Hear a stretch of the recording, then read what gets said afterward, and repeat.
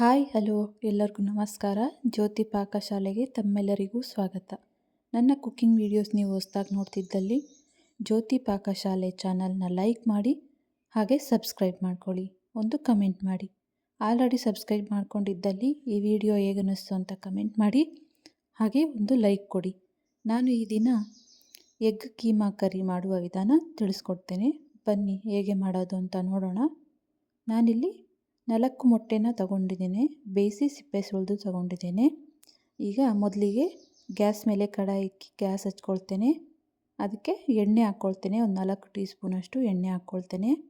ಇದಕ್ಕೆ 2 ಈರುಳ್ಳಿ ಸಣ್ಣದಾಗಿ ಹೆಚ್ಚಿಕೊಂಡಿರೋದು ಹಾಕ್ಕೊಳ್ತೇನೆ. ಇದನ್ನು ಫ್ರೈ ಮಾಡ್ಕೊಳ್ಬೇಕು. ಈರುಳ್ಳಿ ಸಾಫ್ಟ್ ಆಗೋ ತನಕ ಫ್ರೈ ಮಾಡ್ಕೋಬೇಕು. ನೋಡಿ, ಈರುಳ್ಳಿ ಸಾಫ್ಟ್ ಆಗಿದೆ. ಈಗ ಇದಕ್ಕೆ 1 ಟೀ ಸ್ಪೂನಷ್ಟು ಶುಂಠಿ ಬೆಳ್ಳುಳ್ಳಿ ಪೇಸ್ಟ್ನ ಹಾಕ್ಕೊಳ್ತೇನೆ. ಶುಂಠಿ ಬೆಳ್ಳುಳ್ಳಿ ಪೇಸ್ಟ್ ಹಸಿ ವಾಸನೆ ಹೋಗೋ ತನಕ ಫ್ರೈ ಮಾಡ್ಕೊಳ್ಬೇಕು. ಶುಂಠಿ ಬೆಳ್ಳುಳ್ಳಿ ಪೇಸ್ಟ್ ಹಾಕಿ ಫ್ರೈ ಮಾಡ್ಕೊಂಡಿದ್ದಾಯಿತು. ಈಗ ಇದಕ್ಕೆ 2 ಟೊಮೊಟೊನ ಸಣ್ಣದಾಗಿ ಕಟ್ ಮಾಡಿಕೊಂಡು 2 ಟೊಮೊಟೊನ ಸೇರಿಸ್ಕೊಳ್ತೇನೆ. ಟೊಮೊಟೊ ಸಾಫ್ಟ್ ಆಗೋ ತನಕ ಫ್ರೈ ಮಾಡ್ಕೊಳ್ಬೇಕು. ಟೊಮೊಟೊ ಚೆನ್ನಾಗಿ ಸಾಫ್ಟ್ ಆಗೋ ತನಕ ಫ್ರೈ ಮಾಡ್ಕೋಬೇಕು.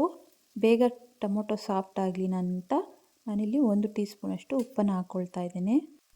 ಒಂದು 5 ಹಸಿಮೆಣಸಿನ್ಕಾಯಿನ ಕಟ್ ಮಾಡಿ ಹಾಕ್ಕೊಳ್ತೇನೆ. ಇದನ್ನು ಚೆನ್ನಾಗಿ ಫ್ರೈ ಮಾಡ್ಕೊಳ್ಬೇಕು.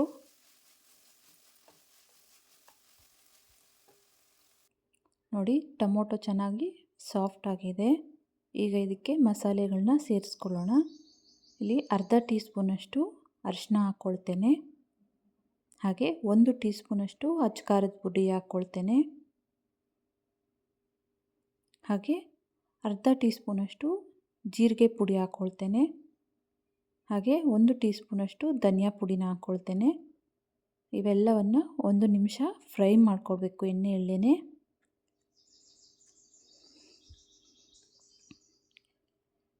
ಮಸಾಲೆ ಎಲ್ಲ ಹಾಕಿ 1 ನಿಮಿಷ ಫ್ರೈ ಮಾಡ್ಕೊಂಡಿದ್ದಾದಮೇಲೆ ಇದಕ್ಕೆ ಒಂದು ಚಿಕ್ಕ ಗ್ಲಾಸ್ ಅಷ್ಟು ನೀರನ್ನ ಹಾಕ್ಕೊಳ್ತೇನೆ.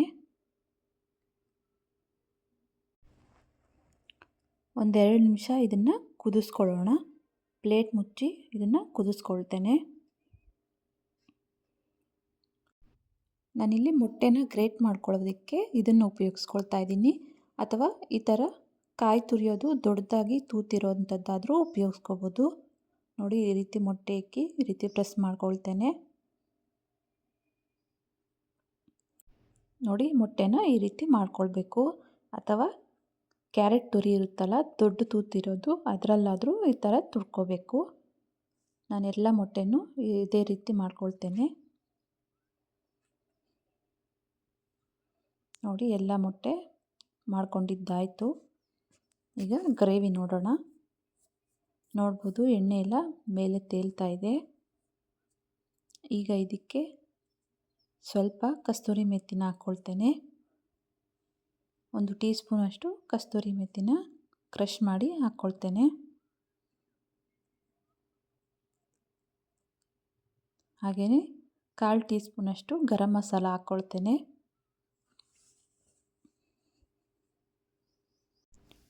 ಉಪ್ಪು ಕಮ್ಮಿ ಆಗಿದೆ ಅನ್ನಿಸ್ತು, ಹಾಗಾಗಿ ನಾನು ಇಲ್ಲಿ 1/4 ಟೀ ಸ್ಪೂನಷ್ಟು ಉಪ್ಪನ್ನು ಹಾಕ್ಕೊಳ್ತಾ ಇದ್ದೀನಿ. ಎಲ್ಲವನ್ನು ಕಲಿಸ್ಕೊಳ್ಳೋಣ. 1 ನಿಮಿಷ ಇದನ್ನು ಫ್ರೈ ಮಾಡ್ಕೊಳ್ಳೋಣ. ನೋಡಿ, ಗ್ರೇವಿ ಎಲ್ಲ ರೆಡಿಯಾಗಿದೆ. ಈಗ ಇದಕ್ಕೆ ಮೊಟ್ಟೆ ಮಿಶ್ರಣ ಹಾಕ್ಕೊಳ್ಳೋಣ.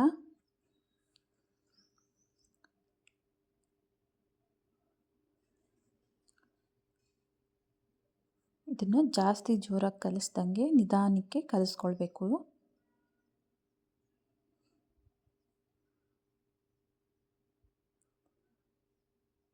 ಗ್ರೇವಿ ಈ ಥರ ನೀರಾಗಿದ್ರೇ ಚೆನ್ನಾಗಿರುತ್ತೆ. ಸ್ವಲ್ಪ ಗ್ರೇವಿ ಗಟ್ಟಿ ಆದ್ರೂ ಜಾಸ್ತಿ ಮುದ್ದೆ ಆದಂಗೆ ಆಗ್ಬಿಡ್ತೈತೆ. ಕೊನೆಯದಾಗಿ ಇದಕ್ಕೆ ಕೊತ್ತಂಬರಿ ಸೊಪ್ಪು ಉದುರಿಸ್ಕೊಳ್ತೇನೆ. 1 ನಿಮಿಷ ಇದನ್ನು ಫ್ರೈ ಮಾಡ್ಕೊಳ್ತೇನೆ. ನೋಡಿ, ಮೊಟ್ಟೆ ಕೀಮಾ ಕರಿ ರೆಡಿ ಆಯಿತು.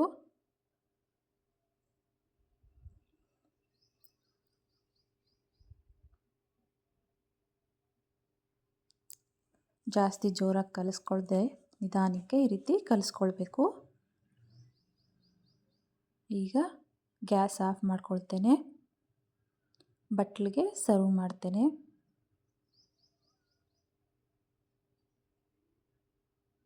ನೋಡಿದ್ರಲ್ಲ ಮೊಟ್ಟೆ ಕೀಮಾ ಕರಿ ಮಾಡೋ ವಿಧಾನ. ಇದು ಚಪಾತಿಗೆ, ದೋಸೆಗೆ, ಅನ್ನಕ್ಕೆ ತುಂಬ ಚೆನ್ನಾಗಿರುತ್ತೆ. ಒಮ್ಮೆ ಟ್ರೈ ಮಾಡಿ. ಈ ವಿಡಿಯೋ ನಿಮಗೆ ಇಷ್ಟ ಆಗಿದೆ ಅಂದ್ಕೊಳ್ತೇನೆ. ಇಷ್ಟ ಆದಲ್ಲಿ ನನ್ನ ಚಾನಲ್ಗೆ ಲೈಕ್ ಮಾಡಿ. ಯಾರೆಲ್ಲ ಸಬ್ಸ್ಕ್ರೈಬ್ ಮಾಡ್ಕೊಳ್ತೆ ವಿಡಿಯೋ ನೋಡ್ತಿದ್ದಲ್ಲಿ ಪ್ಲೀಸ್ ಸಬ್ಸ್ಕ್ರೈಬ್ ಮಾಡ್ಕೊಳ್ಳಿ. ವಿಡಿಯೋನ ನೋಡಿ ಈ ವಿಡಿಯೋ ಹೇಗನ್ನಿಸ್ತು ಅಂತ ಕಮೆಂಟ್ ಮಾಡಿ, ಲೈಕ್ ಮಾಡಿ. ಧನ್ಯವಾದಗಳು.